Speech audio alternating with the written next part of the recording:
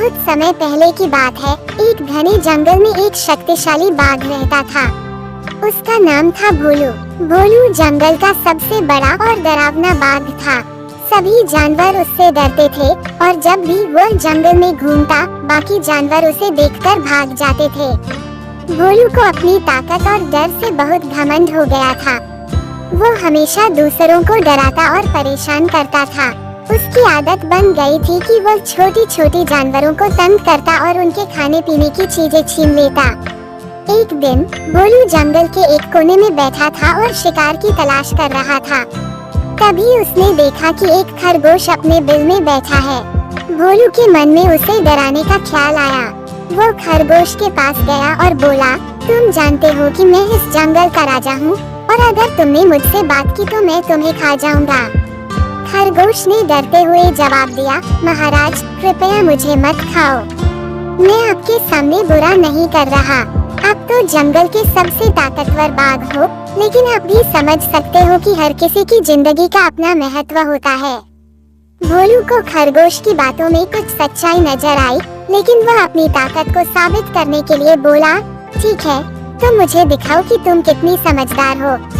खरगोश ने सोचा और फिर बोला, महाराज अगर आप चाहें तो मैं आपको एक कहानी सुनाता हूँ, जिससे आपको ये समझ में आएगा कि असली ताकत केवल डराने में नहीं बल्कि समझदारी में होती है। भोलू ने हाँ कहा और खरगोश ने अपनी कहानी शुरू की। बहुत समय पहले की बात है। एक जंगल में एक बड़ा और शक्तिशाली सिंह रहता था। वह भी सभी जानवरों को डराता और उनसे उनका खाना छीनता था। लेकिन एक दिन उसी जंगल में एक समझदार बंदर आया।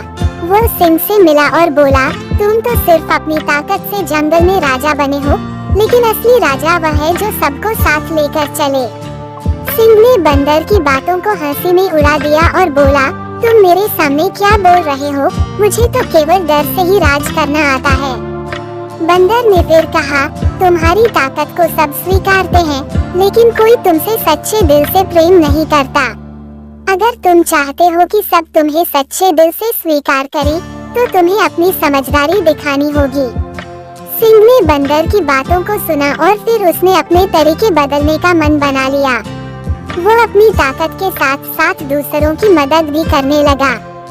इसके बाद वो जंगल का सबसे सम्मानित राजा बन गया। भोलू ये सुनकर सोच में पड़ गया। उसे समझ में आ गया कि ताकत से सबको डराया जा सकता है, लेकिन असली सम्मान और प्रेम समझदारी से ही मिलता है। भोलू ने खरगोश का धन्यवाद किया और फिर उसने कभी किसी को तंग नहीं किया। वो अब जंगल में शांति और सहयोग का प्रतीक बन गया। इस प्रकार बाघ ने अपनी ताकत को समझदारी से जोड़ लिया और जंगल में सुख शांति का माहौल बना दिया। सीख, असली ताकत सिर्फ डराने में नहीं बल्कि समझदारी और सहयोग में होती है।